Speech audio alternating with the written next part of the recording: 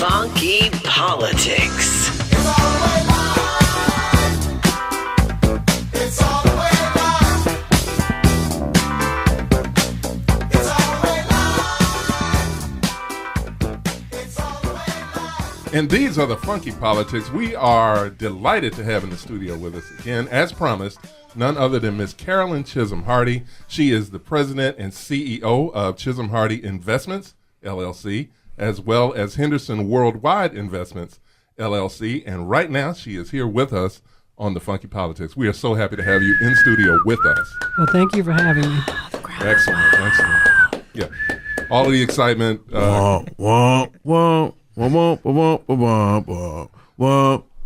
What? No, that's way too funky. Let's stay on point. Never way too funky on Funky Politics. Ms. Hardy, Go ahead. Yes. take a moment to tell our listeners a little bit more about yourself that they may not be as familiar with your work. Oh, my goodness. I started my career at the Smucker Company as a staff accountant. Wow. Most people don't know I'm a CPA, so I'm a bean counter. Love numbers. And I tell young people who are thinking about owning their own business when they enter college that accounting is a good foundation for owning your own business. So my background's accounting, and I practiced for about 15 years. Then I was a plant manager for Smuckers after a career in various departments. Left Smuckers, went to Honeywell as vice president with Honeywell in the technology world. And then I landed at Coors. I was vice president, first black female vice president of a major brewery in the United States. And we're talking about trailblazers, y'all. I'm just saying, we got to acknowledge respect. That's all I'm saying. Well, it was work. It was trailblazer. I could feel the stripes on my back. But it was, I learned a lot. I had an opportunity to really work with some great people and really learn how corporations work and how to deal with the majors, which is what you have to know in business. And that is the truth. Then I left there after Coors decided to sell the Memphis plant. I decided to buy it. I started a contract packaging business. Very unique because there was no contract beverage manufacturing here in the Memphis market, probably within 300 miles of Memphis. Carol, I'm going to stop you. I was about to say, you don't try to act like it's real easy. Like, they decided to sell the company, and I just bought it. What? Did y'all just hear that? Yeah, you just tried to be like, every day. Don't people just buy companies? So please, talk us through what it's like to just buy a whole big old company. Well, no, it wasn't easy. No, I'm not going to tell you it was easy. Okay? I was competing with another organization that was a lot wealthier and had bigger partners and was probably more traditional group that would buy a company. I was non-traditional. How were you non-traditional? Well, the banks weren't accustomed to a black female walking in saying, loan me $25 million. And I want to buy this Coors. And I want to buy this facility, and I need you to just let me sign a piece of paper. And I've never seen $25 million, okay? So I'm standing up there trying to look confident, like I know what I'm doing, and so on, saying, loan me this money. And they're saying, who are you? Yeah, I was going to say, are you by yourself? I was by myself. I was very bold. So let me ask you this. So by this point, you had how many years of experience with, bottling, with Coors, with in corporate America, that everything on paper says, look, if this woman, you just look at this resume, the bank is signing a check. I had 25 years experience. And interesting enough, where I got my money from, there was a group that came in. They call them hard money lenders. Right. And I pitched to them, and they were blown away by my resume, to your point. They said, oh, my goodness, first you're a CPA, so you understand the financials, which is normally a weakness in a business. Right. You don't understand the numbers. So how do you pitch to a customer and you really don't understand what your value proposition is? Secondly, I was accustomed to managing large organizations. The facility I managed for Coors was $1 billion in sales. So I ran $1 billion. That's billion with a B, y'all. Billion with a B, okay? It's a lot of dollars. And so they saw my resume. Then leadership, my plant that I managed, I had 650 employees. So I was really accustomed to managing scale. So the hard money lenders saw right away that I was capable of managing that type of organization. So they were confident in loaning me the money. Now, here's the problem. When you borrow money from a hard money lender, it tends to be 6 to 10% above prime. Right. Oh, Right. Okay. Okay. So it's it's legal. It's not illegal to loan you that kind of money. How did they get above? Because the usury is 4% above. Well, at the time, it was about 7%. Okay. And at that time. What year is this? That was 2006. Okay, yeah. So I was paying 14-15%. Okay. Wow. And you're listening to the Funky Politics, powered by the KUDZUKIAN Network. Wow. And at 15% interest rate in 2006. Yes. Right. And you're there by yourself. There by myself. This black woman wanting to buy this brewery. Yes. And there's probably some other non-black woman group there that's heavily capitalized. That's competing against me. Competing against you. Yes. Call themselves experienced or whatever else. Yes. But you walk away with the prize. So take us to how we get there. Well, the way I got there, they wanted to hire me as an employee, and I told them that I was finished with the employee box. I only want the ownership box. And so if I couldn't be an owner, I didn't want to play anymore. Hold on. This is how we're going to brand this. I'm done with the employee box. That's right. I only want the ownership box. It's like Stacey Abrams Next said. goal. It's like Stacey Abrams said, I'm not campaigning for vice president. These are my next sets of Campaign goals. president. Employee box, check. There you Owner go. box, There you go. to be checked. Exactly. There you go. So you make your presentation. Yes. They make their presentation. Yes. And all of a sudden they say, First round, they won. ah, They won the first round. okay. But they had a problem with the banks. The game is chess, not checkers. That's right. That's right. So they made their pitch to the bank, made their pitch to the Teamsters Union. Of course. The Teamsters wouldn't play with them, and apparently the banks didn't play. And they backed out of the deal. Wow.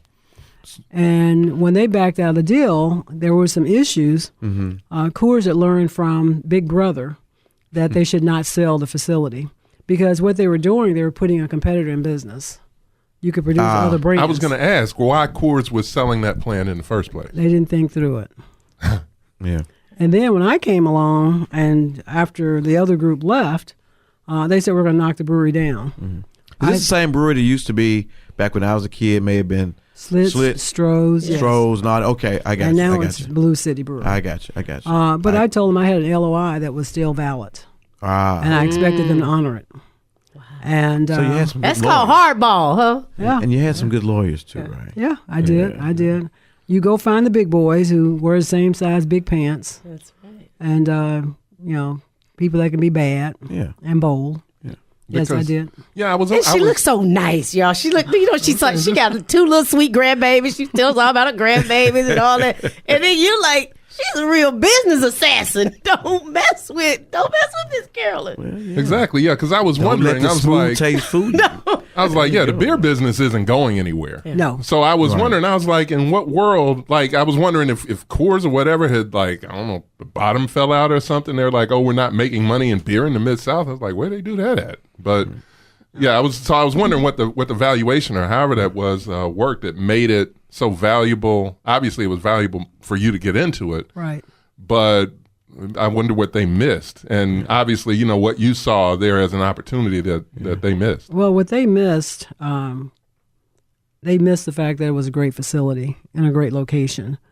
After they sold it to me, someone explained to them that Memphis was an ideal location. But, of course, at that point, I owned it. They had invested over $100 million in improving the facility from 2001 to 2006. And I was the general manager at that time. So I saw them spending all this money. So here you have a world-class modern brewery that they want to sell for $40 million. And then the price kept falling. It's like a house. If it doesn't sell right away, the price goes down. After the first group came in and that's tanked exactly, out, and they tanked price out. goes down. Well, the first round was 40. Then it got the first group tanked. There was 12 at that level. So I decided to play a numbers game. Sure. I was afraid they were playing with me, so I threw $9 million out, thinking that they'd go back to 12, and they signed the paper for 9. And I was shocked. And that, if you're listening up there at 1600 Pennsylvania Avenue, that is the art of the deal. That's what I'm talking about right there.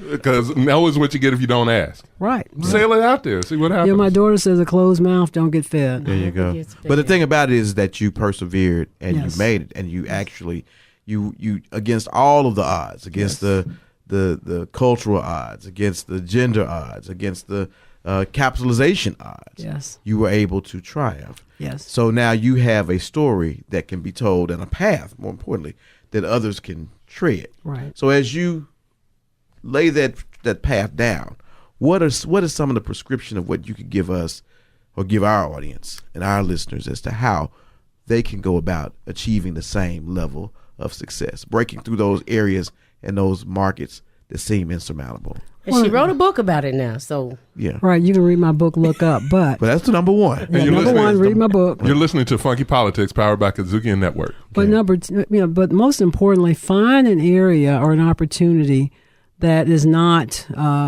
where there are not too many people fighting for that same space. Okay. I looked for contract brewing or contract packaging. There was no one else doing it. You think about Memphis location, logistics is everything in this community. Right. We do a lot of importing, exporting here. Right.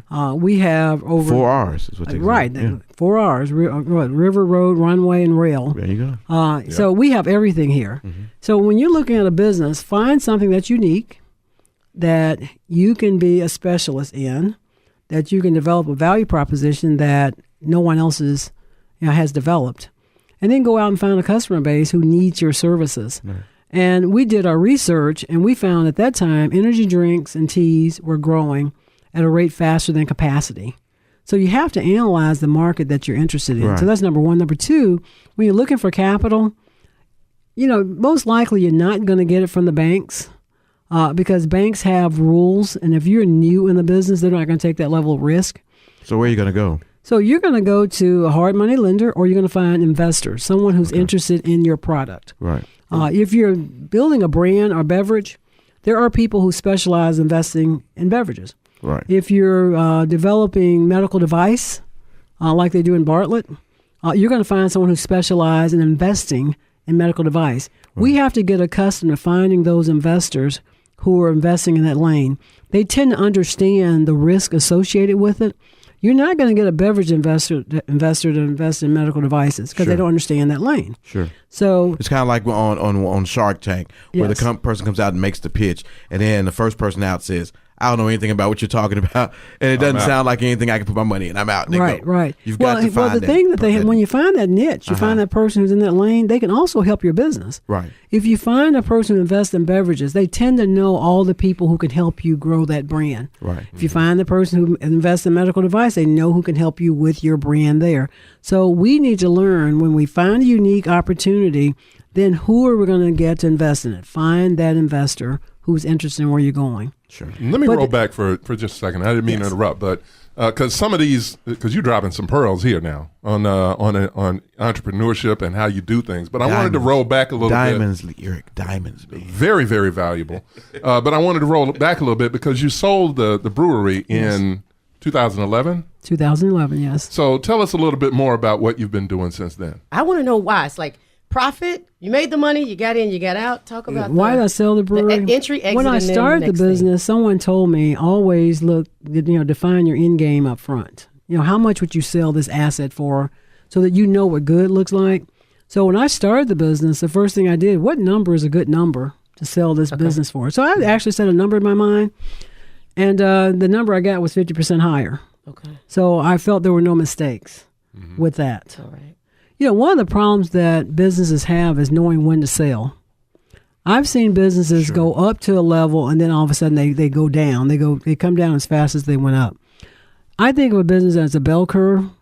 When you sell a business, you want to sell your business on the left-hand side of the bell curve, not on the right-hand side. Right. On the left-hand side is worth a lot, and on the right-hand side is in a decline. Right. So when I looked at my contract beverage manufacturing, I felt that the money that they were offering me, I was on the right side of the curve. Then I could take that money and go do something else with it. And since then, some of the things you've done, briefly. One of the things that we've done, we actually own a lot of the container depots where the containers live. Mm-hmm. Right. So the property that's next to the railroad, like the Canadian National, next to the Burlington Northern, we own that property. We've developed that property, and we lease it to store containers. I have a beverage brand called H2O. Wow. It's hydrogen-infused water. Mm-hmm. And so we're in the process, it's been out there for 4 years, and we're trying to grow it across the United States. national footprint. Is that the one where we see Mike Conley in the store? The one you see Mike Conley Jr., yes. Right. And they actually came to me to get it produced. That's how I got involved with it. And so that's been a good ride. And then, of course, we own an MRO company, Maintenance, Repair, and Operating Supply. We bid on major construction projects around the city. Wow. And listener, this is just the start of it. We got to take a break real quick. But when we come back, we're going to get deep into the weeds with Ms. Hardy about the intricacies of entrepreneurship, things that you'll need to know if you're seriously considering starting your own business. So don't go away. We'll be right back after this on The Funky Politics, powered by the KUDZUKIAN Network.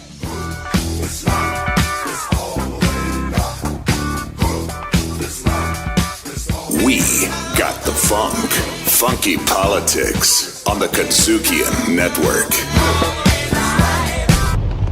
R&R on Sports is proud to be on Sirius XM. So what's R&R stand for? Real talk and relevant sports issues. It's racial and relative. We're brothers from the South. We can relate. R&R has meaningful multiplicity. Listen to you all polysyllabic and alliterative. R&R is Larry Robinson and Howard Robertson conversing, challenging, and always chuckling.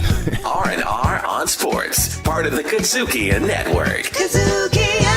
Hey, this is Rashawn Austin, president of The Works Incorporated. And when I'm not busy restoring our communities, you know I'm checking out Funky Politics on Spotify, Apple Podcasts, Stitcher, or right here on the KUDZUKIAN Network. Hey, yo, Bo knows this, and Bo knows that, but Bo don't know jack, because Bo can't rap. Well, what do you know? The D-Dog is first up to back. No batteries included. And we're back with Funky Politics, powered by the KUDZUKIAN Network, with our special in-studio guest, Miss Carolyn Chism Hardy, who has given us permission to call her Carolyn. That doesn't feel right. I'm just going to call you Miss Hardy. We trying to put respect on that name. I'm going to put some respect on that woman's name. Yeah. And in our last segment, we talked some about your background, but now we want to kind of get into the pearls of, well, pearls, I call them pearls. You're right, they're diamonds of wisdom that you've been dropping about people who might be interested in starting their own business. And one of the things that I can glean from your story is you had plenty of years of corporate expertise to kind of bring to the table. Can you kind of talk a little bit about how to use corporate America to prepare yourself for the entrepreneurial journey? Yes, if you're working in corporate America, companies offer a lot of training. I recommend that you take all the training that they offer. If they ask you to teach a class, I recommend that you take that opportunity to teach that class because you're practicing your pitch while they're paying you. If they're sharing financials and value propositions with you, go in, participate in that, and ask them to do a deeper dive and helping you understand the numbers. So the companies you're working for can actually train you while you're earning a check. So if they're talking about conferences, go to the conference. If they've got the seminars, go to the webinars. If they want you to work on the project. One of the projects I worked on, I remember years and years ago at Smucker's, I worked on SAP and the new systems. Mm-hmm. Well, if you remember, I left Smucker's and went to Honeywell to their technology. Right. Well, I got my foundation by participating in projects at Smucker's. I knew that it was a good place to be, and you need to know as much as you can about information technology. Right. So you need to volunteer within the companies you're working for special projects. A lot of times people say, I don't have time. My attitude about that was when I was at Smucker's was, I went to school at night for a while. I was working on my MBA, and I looked at projects as being my MBA. So I could work a few extra hours at night to get my work caught up because I was working on my MBA of life by taking on projects. And so I always did that, and I learned a lot from it. Yeah, but I didn't. Okay, so I don't work for corporate America. I just know I have a talent, and I've got a passion for displaying that talent. I'm not going to be able to go to any seminars. I'm not going to have any money to join in organizations. I'm not going to have any friends that I can get that can put me down with those organizations. I just want to do X. But there's a lot of free things here in Memphis that you don't have to pay for. I was talking to a young lady last night. If you look at MMBC, they always have training seminars going on that's free. Whether that's financial, whether that's how to be a subcontractor, whether that's building a strategy. You've got Epicenter, who's helping you develop your pitch. Right. So that what is your value proposition, what's your mission, what's your goal. You've got all these organizations that's out there for free. And I recommend that they get as much free stuff as possible. I mean, you can get free certification if you require MBE, WBE, whatever type of certification is required. You can get a free certification. Go to the airport. or go to the city of Memphis or go to Shelby County. Free certification. There's a lot of free out here, but one of the things I recommend to people is that build a network of people who understand what is going on, and don't be shy. I tell people to email me all the time. If you want to know who to talk to get that free certification, I'll respond to it. Right. I'll tell you, talk to this person, go here, go there. Right. Who do you need to talk to about your business? If you need coaching and counseling, talk to your friends, people who are in the place. Don't be shy to ask. And then, you're segueing into something, because it's about attitude is a major part of it too. Right. You know, the song says everybody talking about heaven ain't going. Everybody that's saying they're going to be in business for themselves can't make it. That's right. And it doesn't have anything to do with what seminars you went to. Right. It's about what's inside of you. Well, I had someone tell me at an event, they said, well, I want to be an entrepreneur because I want to work from 8 to 5. I said, well, tell me what entrepreneurship you're going into. Because it doesn't work like that. You need to stay on that job. That's 8 to 5. Right. If you're going to own your own business, you're at the customer's whim. You know, your goal is to satisfy that customer. If that customer, if normal is 8 to 5, then you want to be abnormal. Right. Because you have to offer something to that customer that he's not getting today. Right. So if you need service, I'm going to make sure you get a service from me that someone else is not providing. So, you know, I encourage people, identify the gold standard in your category. Whatever you're offering, what is the gold standard? Mm-hmm. And then you have to decide, can you deliver equally as good or better? Mm-hmm. So that when you walk in and you're discussing with a customer, you have to share with that customer, I understand what the gold standard is, but here's why I'm better. I'll never forget, years ago, I was pitching to making a soda for Walmart, Sam's Choice. Wow. I was trying to pull it in from the big boy. Mm-hmm. And so I walk in, I knew that I was not equal to that big boy. Okay. Mm-hmm. I mean, he had skill that we didn't have. Right. So I walked in and I immediately told Walmart, here are my weaknesses. I'm great at this, but here are the two things I'm weak at. I said, but you know what? You're great at those two things. They said, what do you mean you're great at these two things? I said, you have skill. I don't have skill, but you do. Right. I said, you're selling 250 million cases of soft drinks. It has Sam's Choice, which is your brand. Right. Okay? The people that are making it does not own Sam's Choice. Right. So if you use your buying power, now I have buying power. Because you're kidding. I said, no. And so my two weaknesses you can solve. So I immediately walked in and made sure that I level the playing field. Don't tell me I have a weakness. I'm going to tell you I have it, but I'm going to tell you how we're going to solve it. That's what I'm talking about. Now, so one thing I want to make sure people get this. If you're listening, you know, the advice you're getting is get your learn on, whether that's you know, from your employer in the form of training, certifications, volunteering, going to the library, whatever it is, educate yourself. You have to educate yourself. The customer expects you to be the expert. Right. I tell people if someone asks you 10 questions and you can't answer at least 8 of them, you're not ready. Wow. You're not ready. Wow. Because they expect you to understand most of what they're asking you. Now, I'm not saying make up an answer. Right. Your integrity is everything. I tell people you never lie because you can't take it back.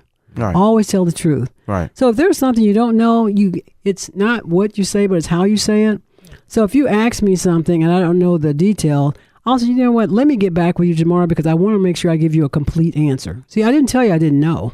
Right. But I want to give you a more complete answer. Right. Okay. Always protect your image, your reputation, and your integrity. Always protect that. Because that's all you have. Ms. Carolyn, that's all you have. That's all you have, yeah. You know, I'm listening to you, and I mean, I know your babies, I know your people, and I think, and I look at you, and I look at Whitney and all the work that she's done. Yes. And I think about all the other millennials, yes, who are in this space and who are, you know, fresh out of college and ready to start a business.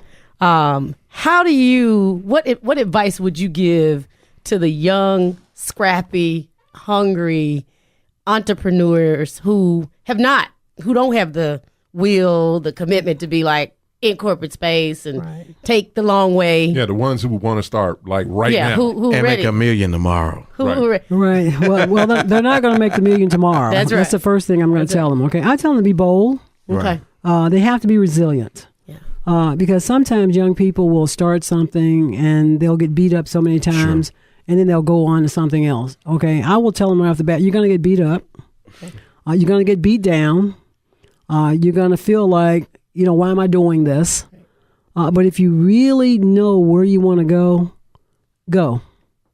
Okay, make the commitment. Make the commitment. Right. And so, no, you're going to have tough times. And a lot of young people don't want to have those tough times because they have not experienced those tough times. To the point you made, they haven't gone through corporate America. You know, in order for me to become a plant manager, I had to get beat up many times. So by the time I got on my own business, I'd been beat up so many times that I started saying, hey, I felt pretty good. You got to punch me one more time, okay? Punch me again, okay? Let me see how that one feels, okay? So yeah. The other one. Not just young, right? But also black. Yes. Also female. Yes. In a male-dominated industry. Yes. How did you power through that? How'd you learn to take those hits? You know, my mentors were white males.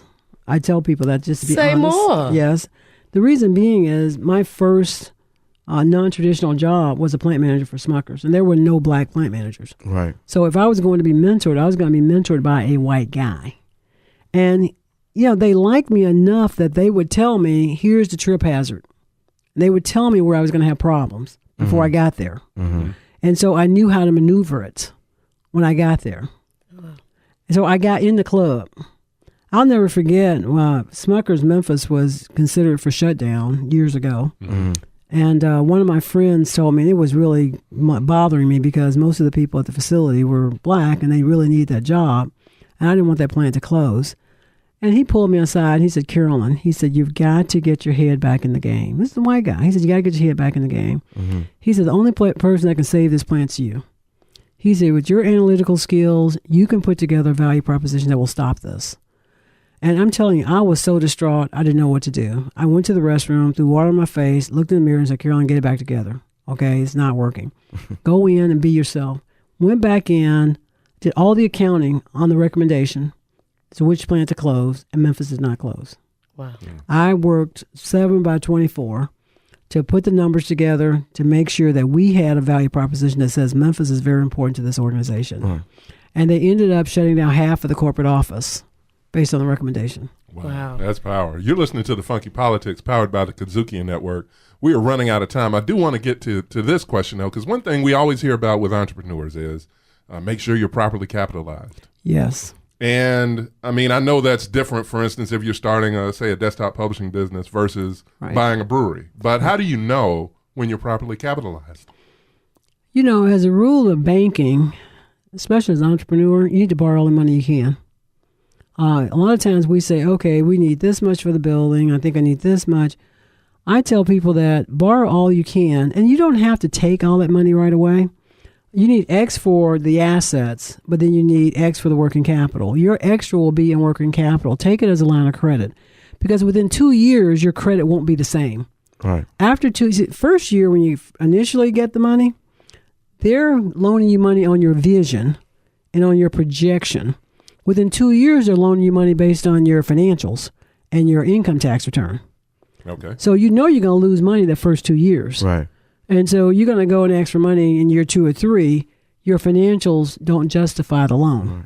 So get all the money you can up front. The other thing I like, since we're running out of time, I like to throw out for young people and for most entrepreneurs is networking. Mm-hmm. I tell people that your church members is not your network. Okay. Say more. That is not your network. Not okay? unless you go to church on Wall Street. More. Not unless your church is buying from you. Okay. There you go. Right. There you Provide go. services. There Right. you go. No, that's not your network. Your network is somebody who's willing to do things for you. Okay. Gotcha. Somebody's willing to pick up the phone, make a call, and say, "Hey, look, you know, this guy's a good guy. They do great business. You need to do business with them." Someone who's willing to make those statements. Right. It's not someone you went drinking with. So, Carolyn, is that the difference between a sponsor, a network person, and a mentor? So is that what you're talking about? Well, a mentor is someone who's going to provide you with advice on how to strengthen whether it's your pitch, your value proposition, your business plan. That person's going to help push you in the back, okay? Yeah. And they're going to tell you the truth. Okay, always the truth. And they're going to tell you where your weaknesses are, and they're going to tell you where your strengths are, okay? A sponsor is someone that is willing to pick up the phone and say, okay, I want her to be as much as she can be, so I'm going to use my network on her behalf. Okay. Right. So you need to find that sponsor, but you don't get to a sponsor if you don't have a network. That's right. And you have to get out there in the community. So a young lady asked me last night and said, well, you know, how do you get on a network? I said, well, you know, you may want to join some boards. And when I tell people join boards, join the board you like, not the one you don't like. What is your passion?